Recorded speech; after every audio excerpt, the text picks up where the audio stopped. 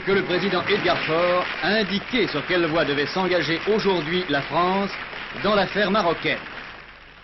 Je vous le dis franchement, j'estime que c'est une chance pour la France que d'avoir affaire à des hommes qui se disent nationalistes, qui sont à la tête de partis politiques nationalistes et qui sont venus nous dire, notamment à Aix-les-Bains, nous voulons l'indépendance, c'est entendu, mais d'abord avec des étapes.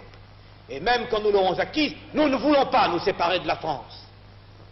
Indépendants, libres et égaux, nous resterons avec vous dans l'interdépendance, nous créerons une communauté franco-marocaine, et ces hommes, nous voulons les écarter, ces hommes qui portent à nous l'avenir.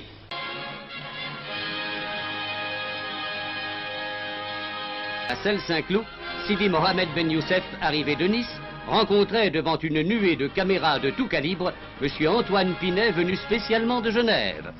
La fin du problème marocain est maintenant en vue.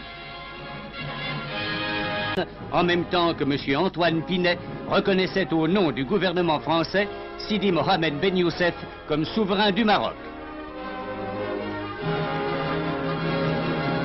Dès le lendemain, à l'Arc de l'Étoile, le souverain accomplissait le premier acte solennel de son nouveau règne en allant s'incliner sur la tombe du soldat inconnu. De journalistes et de cinéastes ont envahi le pavillon Henri IV à Saint-Germain pour fixer l'acte spectaculaire de la réconciliation marocaine. S'inclinant par 3 fois au pied de celui dont il avait été l'adversaire le plus irréductible, le pacha de Marrakech a écrire succinctement comme suit. Le Maroc, je ne le conçois pas éloigné ou séparé de la France. C'est en souverain que Sidi Mohamed Ben Youssef, redevenu Mohamed V, sultan du Maroc, a quitté la France pour retrouver son trône après 2 années d'absence. Accompagné de ses fils, le sultan a pris l'avion mis à sa disposition par le gouvernement français, après avoir remercié le peuple français de son accueil et affirmé la continuité de l'amitié franco-marocaine. Il soumet des observations lorsque ces textes concernent les intérêts de la France, des Français ou des étrangers durant la période transitoire. Sa Majesté Mohamed V, sultan du Maroc, dispose d'une armée nationale. La France prête son assistance au Maroc pour la constitution de cette armée.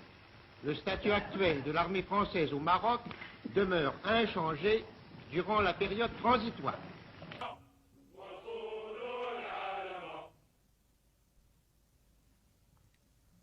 La jeune armée marocaine a aussi ses blindés.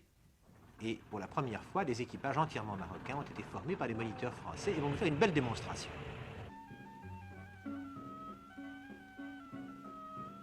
Des moniteurs forment le futur spécialiste des transmissions. Les policiers veillent à la sécurité.